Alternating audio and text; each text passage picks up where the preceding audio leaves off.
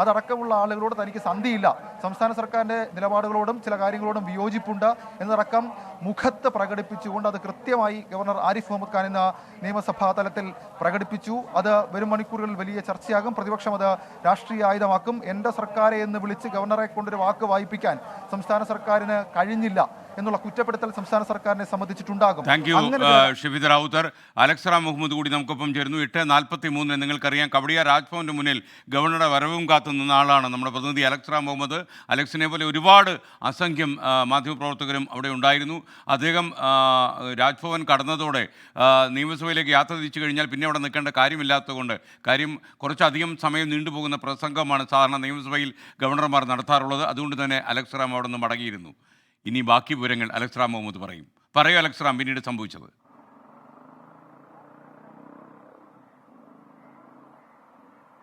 സാധാരണഗതിയിൽ മിനിമം നമ്മൾ പ്രതീക്ഷിക്കേണ്ടത് 1 മണിക്കൂർ നയപ്രഖ്യാപന പ്രസംഗമാണ്. ഇത് 1 മണിക്കൂർ എന്നല്ല, 1 മിനിറ്റ് 17 സെക്കൻഡ് കൊണ്ട് ഗവർണർ ആരിഫ് മുഹമ്മദ് ഖാൻ തന്റെ സർക്കാരിന്റെ നയപ്രഖ്യാപനം നടത്തി മടങ്ങി എന്നുള്ളതാണ് ഏറ്റവും പ്രധാനപ്പെട്ട കാര്യം.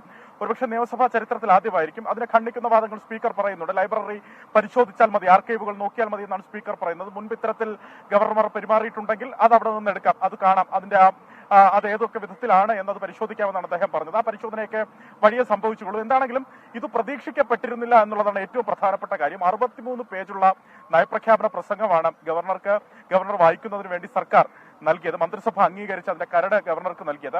ഒരു തരത്തിലുള്ള വിയോജിപ്പും കൂടാതെ ഗവർണർ ആ നയപ്രഖ്യാപനം അംഗീകരിക്കുകയായിരുന്നു. സർക്കാരിന് അത് തിരിച്ചയക്കുകയും ചെയ്തു. അതിന്റെ അഭിസംബോധന മാത്രം മലയാളത്തിലാകും എന്നൊരു ഭേദഗതി മാത്രമാണ് രാജ്ഭവൻ അറിയിച്ചത്. അത് പ്രതീക്ഷിക്കപ്പെട്ടിരുന്നു. മറ്റൊന്ന്, കേന്ദ്ര സർക്കാരിനെതിരായ രൂക്ഷമായ വിമർശനങ്ങൾ നയപ്രഖ്യാപനത്തിൽ സർക്കാർ ഉൾക്കൊള്ളിച്ചിട്ടുണ്ട്. അതിൽ പ്രധാനമായി ഈ ധനപ്രതിസന്ധി, സാമ്പത്തിക ഞെരുക്കം തുടങ്ങിയ കാര്യങ്ങളിലാണ്. അതിൽ ചില ഭാഗങ്ങൾ ഞാൻ വായിക്കാം.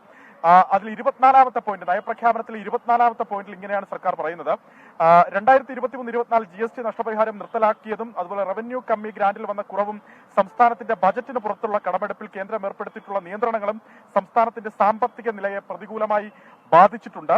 അത് മാത്രമല്ല, ഇത്രയും ഭീകരമായ വെല്ലുവിളികളെ നേരിടുമ്പോഴും കേരള മോഡൽ വികസനത്തിന്റെ ഒരു വൈജ്ഞാനിക സമ്പദ് വ്യവസ്ഥയിൽ കേന്ദ്രീകൃതമായ അടിസ്ഥാന സൗകര്യ വികസനത്തിനും വളർച്ചയ്ക്കും വേണ്ടി എന്റെ സർക്കാർ അടിയുറച്ച നിലപാട് കൈക്കൊള്ളും തുടങ്ങി വലിയ രീതിയിൽ ഈ സാമ്പത്തിക ഞെരുക്കം ചൂണ്ടിക്കാണിച്ച് സർക്കാർ അല്ലെങ്കിൽ ഈ നയപ്രഖ്യാപനത്തിൽ വലിയ കാര്യങ്ങൾ ഉൾപ്പെടുത്തിയിരുന്നു.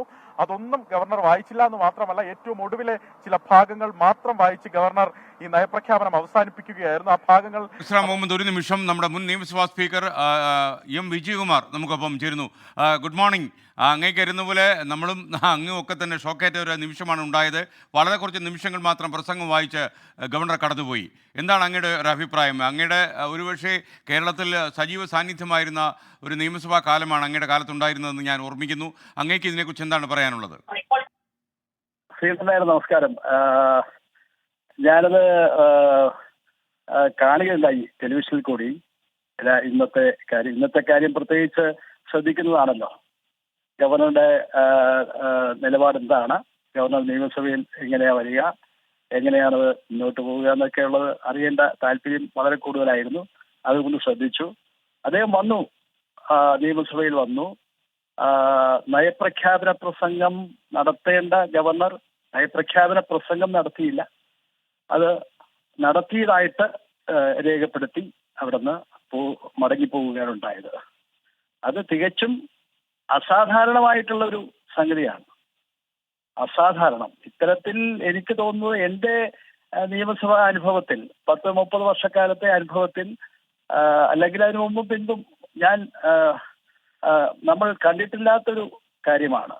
മുമ്പും ചില സന്ദർഭങ്ങളിൽ താങ്കൾക്ക് അറിയുന്ന പോലെ സ്പീക്കർ എന്ന് നിയമസഭയിൽ പറയുന്നുണ്ടായിരുന്നു, നേരത്തെ ഇങ്ങനെ ചില അനുഭവങ്ങൾ ഉണ്ട്, അത് ലൈബ്രറിയിൽ കാണാം എന്നൊക്കെ പറഞ്ഞിട്ടുണ്ടായിരുന്നു. അങ്ങയുടെ ഒരു 3 പതിറ്റാണ്ടിലധികം അങ്ങ് ഈ രംഗവുമായി ബന്ധമുള്ള ആളാണ്. അങ്ങയുടെ അനുഭവത്തിൽ ഇങ്ങനൊരു സംഭവം ഉണ്ടായിട്ടേ ഇല്ല. കാരണം ഗവർണർ നയപ്രഖ്യാപന പ്രസംഗം നടത്തുന്ന പതിവ് ചില പാരഗ്രാഫ് വായിക്കാതിരുന്നാൽ പോലും പ്രസംഗം നടത്തിപ്പോവുകയാണ്. ഇപ്പോൾ ഇത് ഭരണഘടനാ ബാധ്യത നിറവേറ്റാൻ വേണ്ടി മാത്രം അദ്ദേഹം പ്രസംഗിച്ച് മടങ്ങി എന്നുള്ളതാണ് നമ്മൾ കണ്ടത്. സ്പീക്കറായിരുന്ന 5 വർഷക്കാലവും ഇമാതിരി ഒന്നും തന്നെ ഉണ്ടായിട്ടില്ല. അല്ലാതുള്ള സമയങ്ങളിൽ ഭരണപക്ഷത്തും പ്രതിപക്ഷത്തും ഞാൻ ഉണ്ടായിട്ടുണ്ട്. അപ്പോഴും ഈ രൂപത്തിൽ ഉണ്ടായിട്ടില്ല. വിയോജിപ്പുണ്ടായിട്ടുണ്ട്, ചില ഭാഗങ്ങൾ വിട്ടിട്ടുണ്ട്. അങ്ങനെയൊക്കെ സംഭവിച്ചിട്ടുണ്ടെങ്കിലും ഈ രൂപത്തിൽ വെറും ഒരു ചടങ്ങ് നിർവഹിക്കൽ എന്ന നിലയിലേക്ക് നയപ്രഖ്യാപനം മാറിയതിലുള്ള ദുഃഖമുണ്ട്. ജനാധിപത്യത്തെ ശക്തിപ്പെടുത്തുന്നതല്ല ഈ കാര്യങ്ങൾ എന്നതും. കാരണം ഇത് ജനങ്ങളെല്ലാം നേരിട്ട് തന്നെ കണ്ടുകൊണ്ടിരിക്കുന്ന ഒരു കാഴ്ച കൂടിയാണ്, പഴയതുപോലെയല്ല. അതുകൊണ്ട് തീർച്ചയായിട്ടും നമ്മൾ അത് ചിന്തിക്കേണ്ട കാര്യമാണ്, ഗൗരവമായി കാണേണ്ട കാര്യമാണ്. നമുക്ക് മാറ്റങ്ങൾ വരും എന്ന് തന്നെയാണ് ഞാൻ പ്രതീക്ഷിക്കുന്നത്.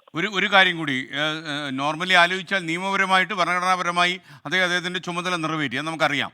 എന്നിരുന്നാലും ഇത് നിയമസഭയോട് കാണിച്ച ഒരു അനാദരവായിട്ട് നമുക്ക് കണക്കാൻ കഴിയുമോ? ഒരു ധാർമ്മികമായ ഒരു വിശുദ്ധമല്ലാത്ത ഒരു നടപടിയായി പോയി എന്ന് മനസ്സിലാക്കാൻ പറ്റുമോ? ധാർമ്മികമായിട്ട് ഉള്ള ഒരു കാര്യത്തിൽ തീർച്ചയായിട്ടും നമുക്ക് ഇതിനെ ഗവർണർ തന്നെ കുറ്റപ്പെടുത്താതിരിക്കാനാവില്ല. കാരണം അതിന്റെ ഉള്ളിലേക്ക് ഒന്നും തന്നെ അദ്ദേഹം കടന്നു പോയിട്ടില്ല എന്നതാണ്. വെറും ഒരു ചടങ്ങായിട്ട് അതിനെ തരം താഴ്ത്തി എന്നത് ജനാധിപത്യത്തിന് ഭൂഷണമാണോ എന്ന് ഞാൻ പറയുന്ന കാര്യമില്ലല്ലോ. അത് തീർച്ചയായിട്ടും അദ്ദേഹം ചിന്തിക്കും എന്ന് തന്നെയാണ് ഞാൻ ഞാൻ മനസ്സിലാക്കുന്ന ഒരു കാര്യം, അങ്ങേക്ക് അറിയുന്നത് പോലെ ഈ ഭരണപക്ഷവും പ്രതിപക്ഷവും ഇങ്ങനെ ഒരു കാര്യം സംഭവിക്കുമെന്ന് ഒരിക്കലും പ്രതീക്ഷിച്ചിരുന്നില്ല എന്നാണ് അവരുടെ മുഖഭാവങ്ങളിൽ നിന്ന് മനസ്സിലാകുന്നത്. അങ്ങേക്ക് എന്തെങ്കിലും അറിവുണ്ടായിരുന്നു ഈ കാര്യത്തെക്കുറിച്ച്? അല്ല, എനിക്ക് സൂചനകളുണ്ടായിരുന്നു. പക്ഷെ ഈ രൂപത്തിൽ ഞാൻ ഇന്നാണ് മനസ്സിലാക്കുന്നത്. സൂചനകളുണ്ടായിരുന്നു അദ്ദേഹത്തിന്. ഞാൻ കരുതിയത് ഈ മന്ത്രിസഭാ യോഗം അംഗീകരിച്ച നയപ്രഖ്യാപന പ്രസംഗം ആദ്യം അദ്ദേഹത്തെയാണല്ലോ കാണിക്കുക. ആദ്യം കാണിച്ചപ്പോൾ തന്നെ, മുമ്പും കാണിച്ചിട്ടുണ്ട്, കാണിക്കുമ്പോൾ തന്നെ അദ്ദേഹം അതിൽ ഇടപെടുന്ന രീതി മുമ്പുണ്ടായിരുന്നു. ഇപ്പൊ അതൊന്നുമില്ല. അതാണ് അസാധാരണമായിട്ട് അത്ഭുതപ്പെടുത്തുന്ന ഒരു കാഴ്ച. ഏതാണ് ഭരണപക്ഷത്തെയും പ്രതിപക്ഷത്തെയും. അദ്ദേഹം നിശബ്ദനായിരുന്നു. നമുക്കൊരു കാര്യം ചെയ്യാം, നമുക്ക് ഈ സമയവും കടന്നു പോകും എന്ന ശുഭചിന്തയോടെ അവസാനിപ്പിക്കാം. അതെ. Okay, thank you. മുൻ നിയമസഭാ സ്പീക്കർ ശ്രീ എം വിജയകുമാറാണ് നമുക്കൊപ്പം ചേർന്നത്.